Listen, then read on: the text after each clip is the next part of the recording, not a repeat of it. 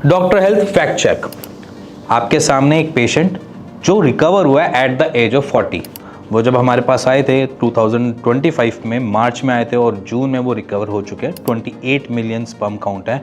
और जहां पर भी मैं बात कर रहा हूं ऐसे पेशेंट की जो नील स्पर्म काउंट से ग्रसित है, जहां पर स्पर्म काउंट नील आता है या जीरो मेंशन होता है, ये उन पेशेंट्स के लिए है ये जानकारी कि एक्चुअली में रिकवरी होती है। जहां पर अगर आपके पास एज़ोस्पर्मिया या नील स्पर्म काउंट सीमन एनालिसिस की रिपोर्ट में लिखा आ जाए तो भी।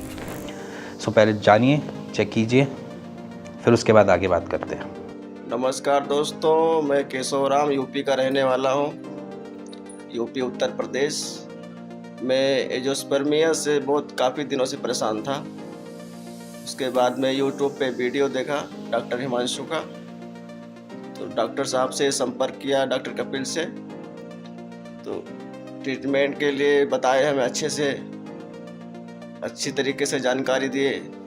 उसके बाद मैं जानकारी लेके मेडिसिन मंगाया और जैसे जैसे वो डॉक्टर साहब ने बताए डाइट फॉलो की, एक्सरसाइज किया, टाइम टाइम से मेडिसिन लिया और हमारे जो स्पर्मिया यानी नील स्पर्म अभी नॉर्मल हो गया है। तो आप लोग भी जिसको मंगाना है वो मंगा सकता है। बहुत अच्छी दवा दे रहे हैं, अच्छी मेडिसिन भेज रहे हैं, बहुत बेहतरीन काम कर रहे हैं। सभी टीम के, हमारे डॉक्टर हिमांशु के सभी टीम को, सभी सदस्य को हमारी तरफ से तहे दिल से धन्यवाद। सो आपने जाना होगा, पहचाना होगा, बेसिकली पेशेंट को बहुत अलग अलग चीज़ें से था, मतलब उसको बहुत सारी मल्टीपल इश्यूज़ थी।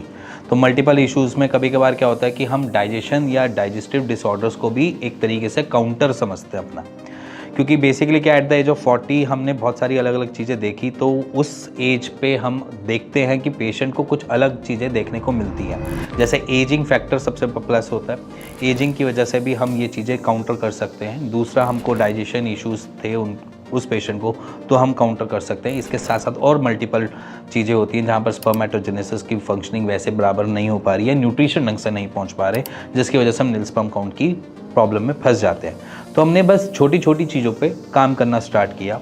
उनकी जो डाइजेशन को या गट को हेल्दी बनाने के लिए हमने कुछ ऐसी अपने हर्बल मेडिकेशन से उसको ट्रीट करने की कोशिश करी, जिसकी वजह से हम न्यूट्रिशन पेशेंट के टेस्टिकल्स तक पहुंचा सके और उससे डिराइव होने वाला, जिसे स्पर्मेटोजेनेसिस मैं बोलूँ, उसमें से न्यूट्रिशन कैप्चर करके वो आपको स्पर्म एज ए प्रोडक्शन करके दे पाए। तो यही पूरी की पूरी फिलॉसफी है इस पेशेंट को रिकवर करने की। अब रही बात यहाँ पर बड़ी कि पेशेंट जहाँ पर ये सेकेंडरी या प्राइमरी, मतलब कि प्राइमरी और सेकेंडरी में दोनों ही एज़ोस्पर्मिया की बात कर रहा हूँ, जहाँ पर पेशेंट को from very first report nil sperm count आई है और उसके बाद दिक्कतें स्टार्ट हुई हैं, तो उसको अपने गट के ऊपर देखना चाहिए, क्या गट हमारा हेल्दी है या नहीं।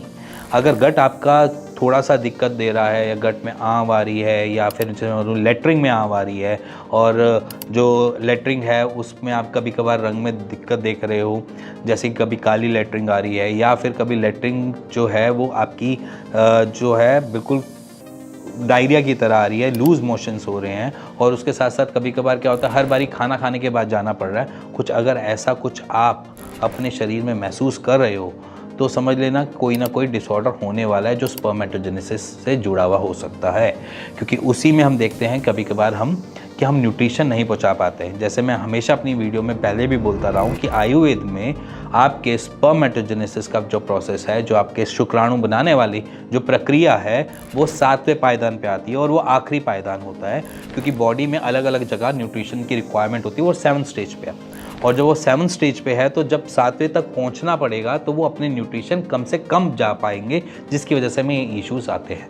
सो इसीलिए अपने गट के ऊपर काम कर लो और दिक्कत को सॉल्व कर लो। रही बात सेकेंडरी एज़ोस्पर्मिया में, मोस्ट ऑफ द केसेस में हम यही देखते हैं कि उनकी गट जो है वो ख़राब हो जाता है। सेकेंडरी एज़ोस्पर्मिया माने कि मतलब मान के चलो पहले आपको बच्चा हुआ है बट आप सेकंड के लिए ट्राई कर रहे हो, जब आपने सीमन एनालिसिस का टेस्ट कराया तो नील स्पर्म काउंट आया। तो यहाँ पर भी यही दिक्कत महसूस होती है कि उसने अपने शरीर को ही ढंग से नहीं समझा, जिसकी वजह से शरीर उनको जवाब में आपको नील स्पर्म काउंट दे रहा है कि पहला जो बच्चा हुआ उसके बाद दूसरा के लिए शुक्राणु ख़त्म हो गए या शुक्राणु है ही नहीं। तो उन केसेस में मैं बता रहा हूँ कि अपने गट के ऊपर काम करो, क्योंकि अगर आपका गट सही है, स्टेबल है, अगर आप शराब वराब नहीं पी रहे हो, आप सिगरेट वगैरह नहीं पी रहे हो, मदिरा का सेवन नहीं ज़्यादा कर रहे हो, उसके बाद भी आपको ये दिक्कत देखने को मिल रही है, तो आपकी गट का इश्यूज़ हो सकते हैं। क्योंकि हम जानते ही नहीं, समझते ही नहीं अपने गट के बारे में, जिसकी वजह से हमें ये दिक्कतें फेस करनी पड़ सकती हैं। सो इसीलिए अपने शरीर को जानो और समझो, अगर वो ठीक नहीं है तो उसको ठीक करने की कोशिश करो।